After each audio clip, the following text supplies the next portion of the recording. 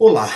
Neste vídeo vamos explorar um período muito rico de nossa história, o século XVI, mais especificamente o momento que por aqui aportam os europeus, a partir de 1500. Vamos nessa? Então vamos!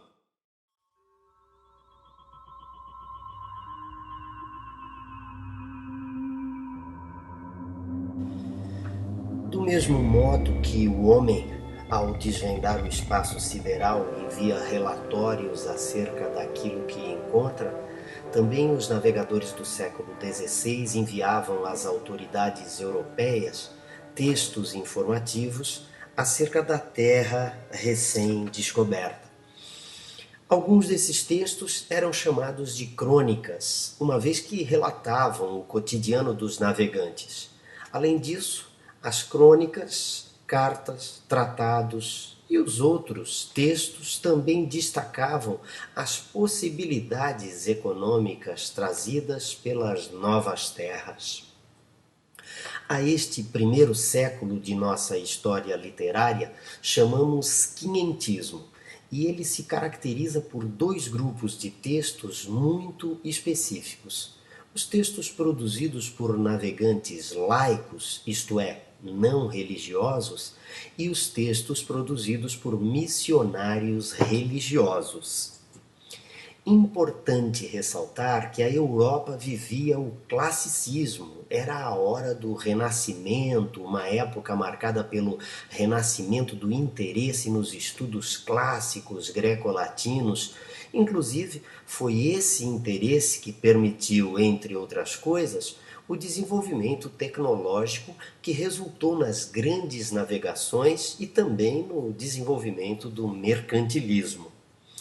Ao chegarem ao Brasil, os portugueses enviaram um comunicado ao rei Dom Manuel e o começo da carta, redigida pelo escrivão da frota Pero Vaz de Caminha, um sujeito que viveu entre 1450 e 1500, e que acabou sendo responsável por uma espécie de certidão de nascimento literária do Brasil, pois o teor dessa carta registrava diversas características desses textos muito típicos da literatura informativa.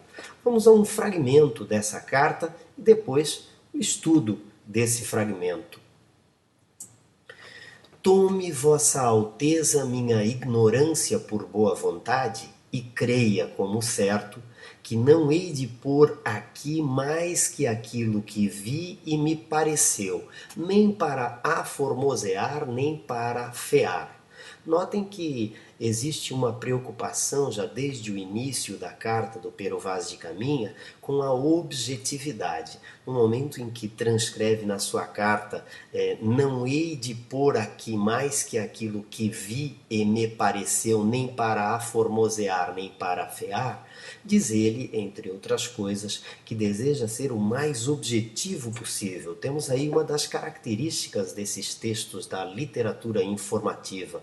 Os cronistas viajantes buscavam relatos objetivos que permitissem a essas autoridades uma noção realista das novas terras. É o que se percebe na passagem do texto de Caminha. Tais textos, inclusive, têm um caráter documental. Vamos a mais um fragmento. Traziam alguns deles uns ouriços verdes de árvores que, na cor, quase queriam parecer de castanheiros, apenas que eram mais e mais pequenos, e os mesmos eram cheios de grãos vermelhos pequenos que, esmagando-os entre os dedos, faziam tintura muito vermelha da que eles se andavam tintos, e quanto se mais molhava, tanto mais vermelhos ficavam. Note-se aí uma primeira referência a essa riqueza, a primeira riqueza explorada dessa terra nova, o pau-brasil. E é de vital importância também a gente perceber, novamente, aí fica patente, muito clara a preocupação em descrever, né? Razão pela qual, gente, esse tipo textual predileto dos cronistas viajantes era justamente o tipo descritivo. Eram longas e detalhadas descrições acerca do povo, do clima, da geografia, das perspectivas econômicas que esses viajantes por aqui encontravam. Então, a descrição acima, ela detalha justamente o silvícola brasileiro, né, o nativo brasileiro, e refere a nossa primeira riqueza, a existência dessa tinta vermelha aí, é obviamente uma referência à tinta do pau-brasil, né, que depois vai se tornar o nosso primeiro produto de exportação. Ali andavam entre eles 3 ou 4 moças e bem gentis, com cabelos muito pretos caídos pelas espáduas abaixo, e suas vergonhas tão altas e tão sarradinhas e tão limpas das cabeleiras, que de as olharmos muito bem não tínhamos nenhuma vergonha. Nota safado esse Pero Vaz de Caminha aí, depois de ter feito uma descrição detalhada dos indígenas, ele coloca agora em pauta as indígenas, né? A beleza das indígenas que saltava aos olhos, as moças do Brasil extremamente saudáveis, né? E ele chama atenção para o fato de que elas andavam nuas e nem por isso se sentiam envergonhadas ou qualquer outro aspecto. É importante a gente perceber que o escrivão retrata a nudez dessas indígenas e ressalta essa inocência. O que para os portugueses era considerado vergonha, para os nativos não despertava qualquer maldade, qualquer sentimento de maldade. Notem aí o choque das culturas, né? A cultura do europeu e a cultura do nativo brasileiro. A cultura do europeu já marcada por essa, de certa forma, visão cristã, né? De que cabia esse recato, a roupa, isso tudo era muito considerado pelo europeu, e há notícias inclusive de que alguns dos portugueses cobriam a nudez dos indígenas com suas capas e tal. Então é nesse sentido, essa parte aí expressa esse choque entre a cultura do europeu e a cultura do nativo brasileiro. Além disso, outra passagenzinha importante é essa que diz respeito à referência que se faz à fertilidade das terras brasileiras. Querendo aproveitá-la, dar-se-á nela tudo por bem das águas que tem. Né? Note-se, perceba-se a referência à água puríssima, né, que havia no Brasil naquela época, essa existência da água pura e abundante que é referida, objetiva salientar as perspectivas de plantio, o que pode advir da fertilidade dessa terra para o reino português. Então, detalhando todas essas características, o conjunto de cronistas dessa época deixava claro às autoridades europeias a importância econômica dessas regiões que estavam sendo descobertas.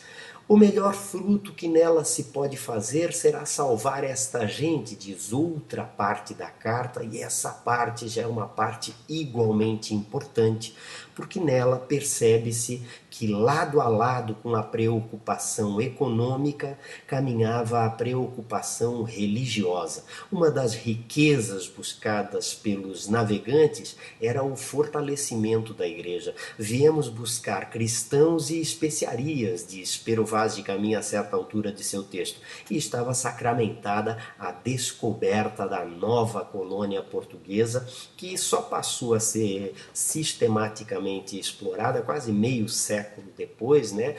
Bem depois de 1500, que começam a se formar as primeiras levas de pessoas para aqui se estabelecer e verdadeiramente colonizar o país. Nesse sentido, a carta do Pero Vaz de Caminha acaba se tornando um emblema, ela é um texto emblemático desse período, pois que é extremamente objetiva, pois que é muito detalhada quando repara as características dessa terra nova, e a gente poderia salientar que essa literatura preocupada com o retrato fiel das novas terras, a gente chama de literatura informativa. E ela é caracterizada por essa objetividade, né? Pelas descrições detalhistas, pelas referências às riquezas que podem ser exploradas, além de salientar a importância de conversão dos gentios. Era dessa forma que os europeus se referiam aos indígenas. Eles eram os gentios. Então é importante a gente perceber que essa essa literatura informativa produzida por esses que não eram religiosos, né? Eram os navegantes laicos, ela tem algumas características que talvez dê para a gente sintetizar nesse conjunto. Elas têm um caráter documental, são documentos. Estes documentos eram remetidos às autoridades europeias para que fossem lidos como documentos, um registro documental da chegada dos europeus a novas terras que, de certa forma, possibilitavam novas conquistas e, sobretudo, novas possibilidades financeiras ao mercantilismo daquela época. Os textos são marcadamente descritivos, predomina o tipo textual descritivo, detalhes, né, de frutas, detalhes de animais, detalhes da geografia e do clima eram muito importantes. Por conta disso, o tipo textual descritivo predomina. Essas descrições eram amplas, né? De certa forma, desde o homem até a Índia, até a mulher, como a gente viu, passando pelo registro das águas, passando pelo registro de fauna e flora, enfim, as possibilidades dessa terra recém-descoberta. E tudo isso marcado pela objetividade e pela clareza. Claro, o sujeito estava escrevendo para o rei, não poderia incorrer no erro de ser muito subjetivo, né? De colocar, entre outras coisas, a sua visão pessoal. Nada disso era importante, objetividade e clareza. Essa aí é uma síntese da literatura informativa produzida ao longo do primeiro século da nossa descoberta, período conhecido por quinhentismo. Mas nem só de literatura informativa viveu esse período.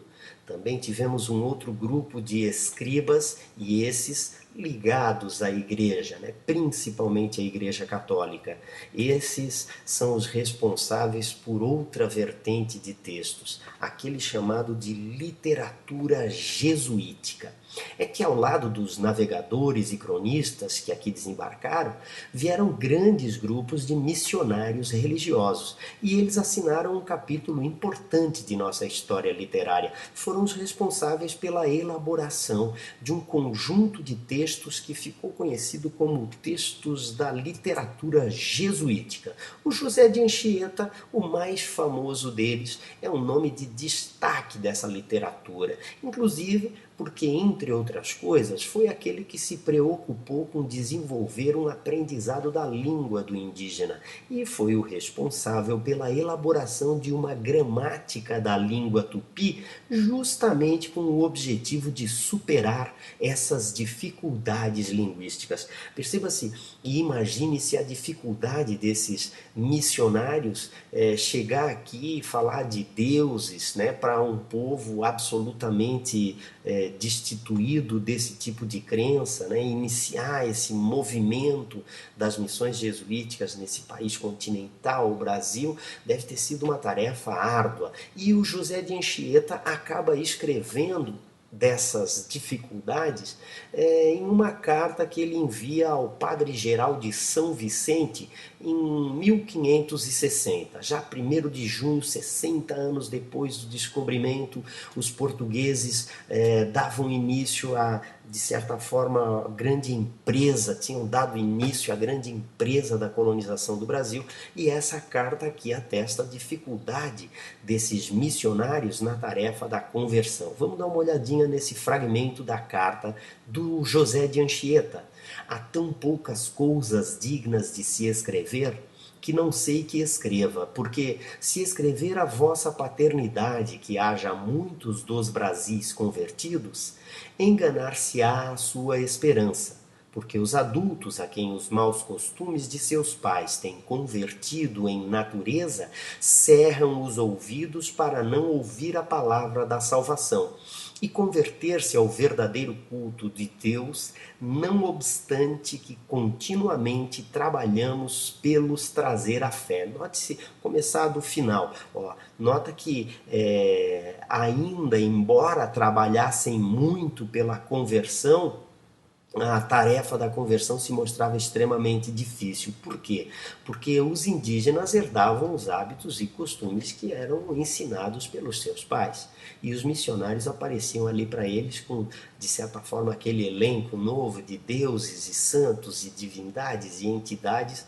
O indígena se mostrava de difícil conversão. E é essa passagem dessa carta justamente atesta isso, a dificuldade que encontravam esses primeiros missionários. Mas nem só de cartas sobrevive a literatura do José de Anchieta.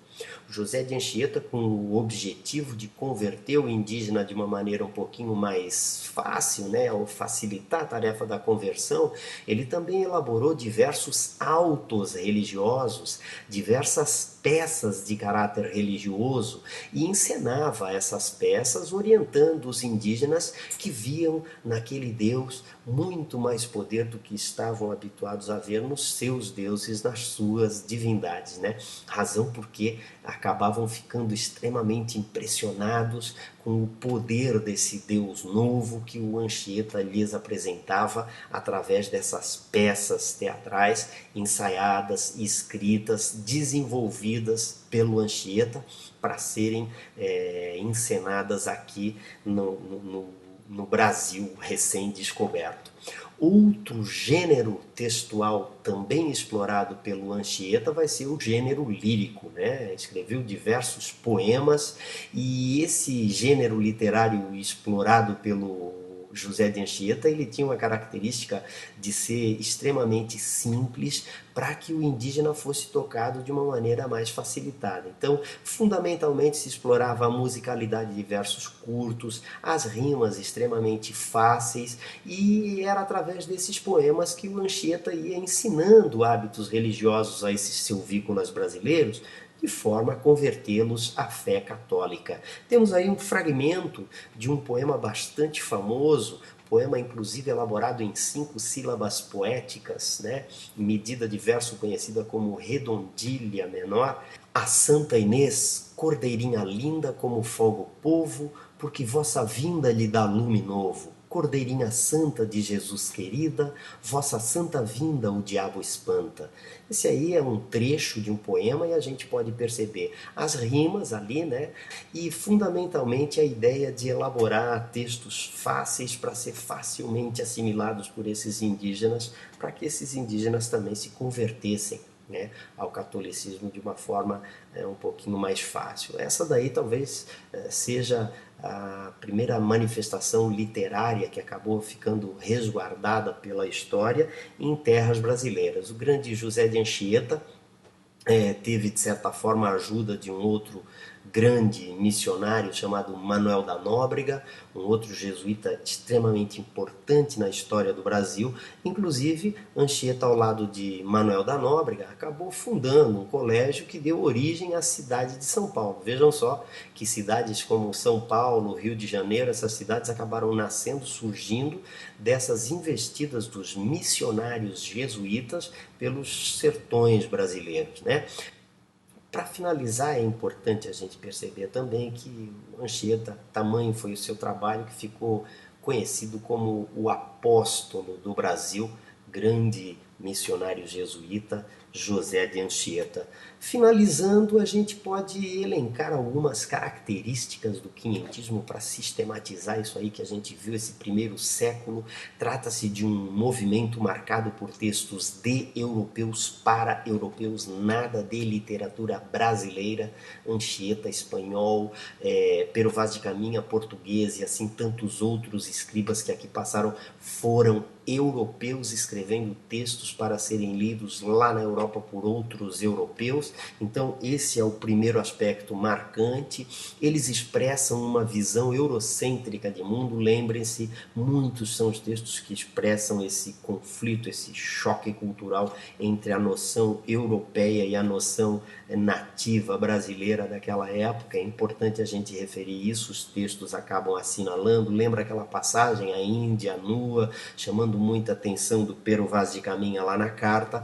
Era uma uma literatura produzida por cronistas viajantes, então o mesmo conjunto de textos que saiu do Brasil, com toda certeza saiu do resto da América, assim como saiu da África, assim como saiu também lá da Índia, até onde chegaram os navegantes portugueses. É de vital importância que, por conta disso, diversos serão os diários. É uma espécie de diário de bordo, né, gente? O dia a dia desses navegantes. Não eram textos literários, né? Tinham uma função muito mais utilitária. O objetivo era elaborar relatórios, cartas, tratados, diários que noticiassem com objetividade o que estava sendo encontrado nessas terras recém-descobertas, mas a literatura. Essa literatura utilitária influenciou a literatura brasileira? Bom, é importante a gente perceber que lá no romantismo, quando começa a preocupação com o nacionalismo literário no Brasil, autores como José de Alencar vão estudar esses escritos de gente como Pero Vaz de Caminha, vão estudar a gramática da língua tupi do José de Anchieta. É importante a gente perceber que autores lá do modernismo brasileiro, gente como Oswald de Andrade, gente como Mário de Andrade, vão acabar se debruçando sobre esses textos das origens culturais aqui do Brasil e vão pesquisar que traços que permanecem da cultura brasileira naqueles nativos lá com os quais os europeus se encontraram e até que ponto houve essa mistura. Então, elas são obras importantes, as obras do quinhentismo, porque influenciam, sobretudo, na construção do caráter da identidade brasileira mais tarde, tanto no romantismo do grande José de Alencar, quanto no modernismo de Mário de Oswald de Andrade, ok? Existe uma influência, sim, oblíqua sobre a literatura brasileira. Além dessa literatura informativa, é importante a gente ressaltar também a importância, óbvio, da literatura jesuítica, diferenciado por conta da preocupação com a conversão dos indígenas. Ela é produzida marcadamente por missionários cristãos que tentavam colocar aqui no Brasil, desenvolver aqui no Brasil a crença cristã, e Anchieta acaba se sobressaindo como o apóstolo do Brasil, muito graças a essas obras artísticas, o teatro, como a gente viu, a poesia, como a gente viu, obras preocupadas com essa tarefa da conversão, né? Então, por conta disso, é considerado um dos primeiros autores com textos marcadamente literários que pode se considerar dessa forma. Fundamentalmente, esse é o movimento chamado de quinhentismo, dura no Brasil um século e a partir de 1601 a gente já tem um outro movimento chamado de movimento barroco, mas isso obviamente fica para uma próxima aula, né? Por hoje era só, queria pedir a todos vocês aí, compartilhem o link do vídeo, me ajudem a divulgação do canal, é importante para que a gente consiga municiar vocês aí com essas videoaulas. Inscreva-se no nosso canal, dê um like, faça um comentário ali, vê o que achou, se tiver alguma sugestão, ficamos muito gratos pela sua participação. Até breve com mais uma aula sobre o barroco brasileiro, né? Pô, professor, mas e as outras?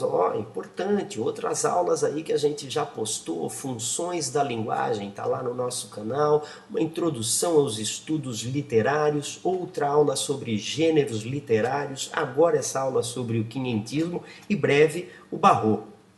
Inscreva-se no nosso canal e a gente breve vai estar aqui municiando vocês com mais material também acerca de redação, tá ok? Um abraço, pessoal, bons estudos para vocês, sempre que precisarem, YouTube, canal do professor Beto Deschamps, baixem a videoaula, olhem, anotem e um bom estudo para todos vocês. Até mais!